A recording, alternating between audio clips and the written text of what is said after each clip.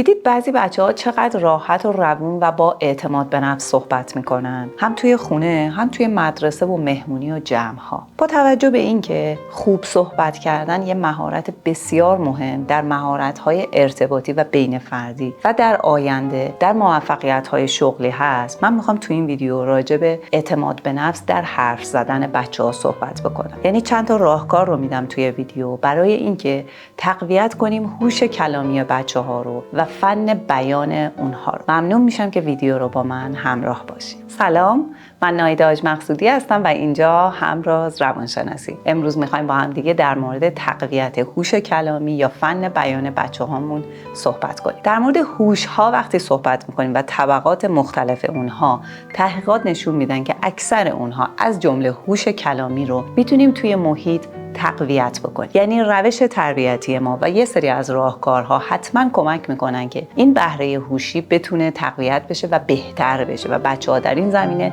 پیشرفت بکنن. اولین و مهمترین کاری که میتونیم انجام بدیم تا بچه‌ها بدون خجالت و با اعتماد به نفس خوب صحبت بکنن، این هست که با اونا گفتگو بکنیم. از زمانی که بچه ما دنیا میاد یادمون باشه که شنیدن صدای ما و به اصطلاح در معرض کلمه بودن برای بچه‌ها خیلی کمک کننده هستش. وقتی کم کم بزرگتر میشن، 2-3 ساله میشن یا به اقتضای سنشون 5-6 ساله میشن، در جواب سوالهای اونها تک کلمه جواب ندیم. سعی کنیم 2-3 تا جمله بهشون بگیم. مثلا وقتی میگه این چیه و به توپش اشاره میکنه، ما میتونیم 2-3 تا جمله بگیم. این توپ برای توه، مثلا توپ تو زرد رنگ. یا وقتی مسیر رو داریم با بچه 4-5 سالمون تا پارک میریم، میتونیم در سکوت پیاده روی کنیم یا فقط رانندگی بکنیم. میتونیم هم چند تا کلمه یا جمله استفاده بکنیم تا بچه ما کلمات بیشتری رو بشنوه. فقط شنیدن هم کافی نیست. وقتی شروع میکنیم با بچه‌مون گفتگو کردن و وقتی دیالوگ داریم باهاش، پس اون فقط نمیشنوه، شروع میکنه به جواب دادن. پس وقتی بزرگتر میشه و 5-6 ساله میشه، به مهد کودک یا مدرسه میره، گاهی هم ازش سوالهای به اصطلاح جوابهای باز بپرسیم. مثلا امروز مدرسه چطور بود؟ چه بازیایی کردین؟ یا اینکه مثلا میتونیم ازش سوال بپرسیم که به تفکر واداریم بچه‌مون رو و به صحبت کردن. مثلا در مورد اتفاقی که توی پارک افتاده صحبت بکنیم و بگیم نظر تو چیه؟ چرا اون بچه گریه میکرد؟ چیکار بکنم مامان باباش که اون بچه گریه نکنه؟ تو چطوری میتونی با کسی دوست بشی؟ سوالهایی که نیاز هست بچه با ما صحبت بکنه و از کلماتی که شنیده استفاده کنه. دومین کاری که خیلی کمک میکنه به اینکه بچه‌های ما واژه لغات بیشتری رو داشته باشن و بهتر بتونن صحبت بکنن، کتاب خوندنه. اینو تحقیقات ثابت کردن.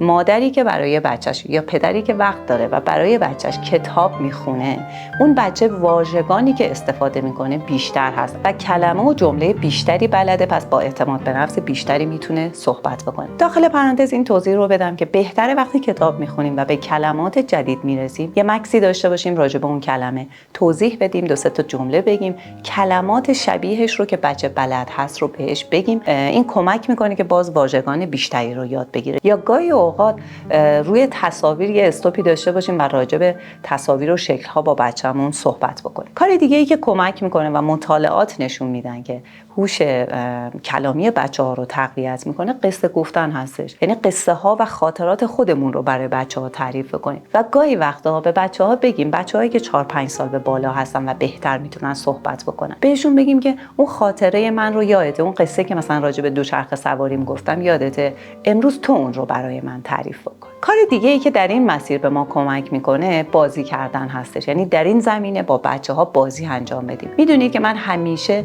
برای به دست آوردن خیلی از مهارت‌ها روی بازی با بچه‌ها تاکید خاصی دارم. پس بازی‌هایی که مرتبط میشن به صحبت کردن و بچه نیاز هستش که تو اون بازی حرف بزنه. مثلا از عروسک‌های انگشتی کمک بگیریم برای بچه‌های 2-3 ساله تا 5-6 ساله. از 4-5 سالگی به بعد که کلمات بیشتری بلد هستن، باشون بازی بکنیم. نقش‌ها رو مثلا من مسافر میشم تو راننده، من معلم میشم تو شاگرد، و بازی‌های دیگه، نقش‌های دیگه‌ای که بچه‌ها دوست دارن، یا بازی‌هایی مثل بازی 20 سوالی و پانتومیم یا هر بازی که به ذهن شما میرسه که نیاز هست با بچه گفتگو داشته باشیم و اون از کلماتی که شنیده میخواد استفاده بکنه. دیگه‌ای که به ما کمک میکنه اینه که حواسمون باشه اعتماد به نفس بچه‌ها رو در این زمینه تقویت بکنیم. از همون نوزادی وقتی تک کلمه‌ها رو استفاده میکنن، یاد میگیرن کلمات جدید رو، جمله‌های 2 کلمه‌ای یا 3 کلمه‌ای میگن، یا جایی توی مهمونی بیرون از خونه راحت میتونن سلام علیک بکنن، خودشون رو معرفی بکنن، پرزنت بکنن. حتما بابتش بهشون یه ریاکشن مثبتی بدیم، حتما اعتماد به نفسشون رو در این زمینه بسازیم. شاید گاهی وقتا نیاز باشه بهشون جایزه‌های کوچولو بدیم، بیشتر هم ما نیاز داریم به تشویق‌های کلامی. و داخل پرانتز این رو بگم، اگه بچه ما حرفی رو خوب تلفظ نمی‌کنه، مثلا ر رو خوب نمیتونه بگه یا به اصطلاح سش میزنه، نک‌زبونی میگه یا هر اتفاق دیگه‌ای که میفته، اجازه بدیم تا این مهارت رو کم کم کسب بکنه. گاهی وقتا نیاز هست 2-3 سال به بچه‌ها فرصت بدیم و اون مسئله از بین میره. ما نخوایم با پیام‌هایی که به بچه‌ها میدیم این رو بهشون انتقال بدیم که تو یه ضعف کلامی داری و از همون کودکی در بچه‌ها باعث میشه که اعتماد به نفس ایجاد نشه و ترس داشته باشن از صحبت کردن، چون احساس میکنن که یه ضعفیه، یه ایرادی توی صحبت کردنشون هست. اگه ویدیو رو تا اینجا دوست داشتید ممنون میشم که لایک بکنید. با لایک های شما به افراد بیشتری این ویدیو نشون داده میشه. شاید برای کسی مفید باشه و به دردشون بخوره. متشکرم. کار دیگه‌ای که میتونیم بکنیم اینه که واژه‌های جدید رو در موقعیت‌های جدید استفاده کنیم. مثلا داریم وسایل غذا رو با هم قاطی می‌کنیم و کلمه قاطی کردن رو بچه شنیده از ما. حالا می‌خوایم یه کلمه جدید بگیم و میگیم که خب مواد رو با هم دیگه مخلوط می‌کنیم. وقتی مواد رو قاطی می‌کنیم میتونیم بگیم مخلوط کردن. پس میتونیم کلمات رو در موقعیت‌های حساس، مثلا میتونیم به بچه‌مون بگیم که دیروز اون دوستت عصبی شده بود. وقتی یه بچه جیغ میزنه، چیزی رو پرت میکنه، ما بهش میگیم عصبی شده. تو موقعیت‌ها به بچه‌ها یاد بدیم. یه کار دیگه‌ای که به ما کمک میکنه اینه که روابط اجتماعی داشته باشیم. یعنی محدود نشیم به خونه خودمون و اینکه بچه‌مون مدرسه میره و میاد. حتی اگه مهاجرت کردیم و اقوام نزدیکمون نیستن، حتما دوستان خوبی میتونیم پیدا بکنیم که فایده‌های خیلی زیادی برای خانواده داره. یکی از اونها این هستش که بچه‌های ما در معرض شنیدن کلمات متعدد هستن. شاید اون خانواده هایی که ما باشون ارتباط داریم واژه هایی رو استفاده میکنن که تو فرهنگ لغات ما نیستش. پس بچه ما داره کلماتی رو میشنوه و توی موقعیت قرار میگیره که اونا رو استفاده کنه. یعنی خصوصیت دومی که داره روابط اجتماعی اینه که بچه ما میتونه سلام علیک بکنه، میتونه خودشو پرزنت بکنه، میتونه به نوبت صحبت کردن و یا اینکه راجع به چه چیزی میخواد صحبت بکنه یا اصلا شروع صحبت با یه غریبه رو هم امتحان بکنه. حتی میتونه شنونده بهتری باشه. کار دیگه‌ای که میتونیم انجام بدیم در این راستا و آخرین موردی هست که من به ذهنم رسیده با توجه به تحقیقات خدمتتون میگم، کلاس‌های گروهی هستش. وقتی بچه‌هامون رو در معرض بچه‌های همسن و سالشون قرار میدیم، یعنی موقعیت رو براشون داریم فراهم میکنیم که هم تمام اتفاقایی که گفتیم رو رقم میزنیم، یعنی هم کلمات بیشتری رو بشنون، هم بتونن ارتباط برقرار بکنن، کلمات رو استفاده بکنن، خودشون رو پرزنت بکنن و خیلی اتفاقای خوشایند دیگه با همسن و سالاشون. و اما برسیم به قسمت آخر ویدیو و چه کارهای انجام ندیم. پس میخوایم ببینیم برای اینکه هوش کلامی بچه‌هامون تقویت بشه من و شما چقدر سهم داریم، چه کارهایی رو نباید بکنیم. یکی از مهمتریناش این هستش که بچه‌های زیر 6-7 ساله تایم تلویزیون دیدنشون باید محدود باشه. تمام اسکرین ها، آیپد، گوشی، تبلت، هر چیزی که هست باید محدود باشه. دو تا اتفاق میفته. وقتی محدوده یعنی اینکه مجبور با کسی صحبت بکنه، یعنی تو فضای واقعی باید ارتباط برقرار بکنه.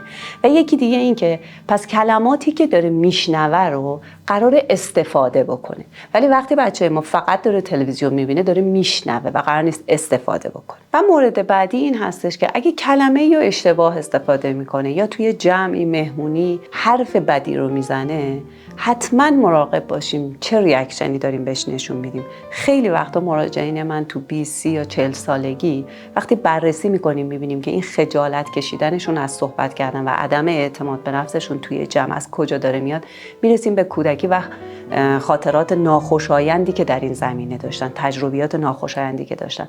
پس خیلی مراقب باشیم. خیلی طبیعیه بچه ما داره یه مهارتی کسب میکنه، یه چیزایی رو اشتباه میگه، یه حرفایی که نباید بزنه رو شاید استفاده میکنه تا کم کم اون مهارت رو کسب بکنه. دو تا ویدیو داره بهتون پیشنهاد میشه در زمینه اعتماد به نفس در بچه‌ها، مرتبط هست تقریبا با این ویدیو. توی یکی از اونها من گفتم چه کارهایی رو انجام بدیم که اعتماد به نفس شکل بگیره و توی ویدیو گفتم که چه کارهایی رو نکنیم برای اینکه اعتماد به نفس شکل بگیره. متشکرم از اینکه با من همراه هستید.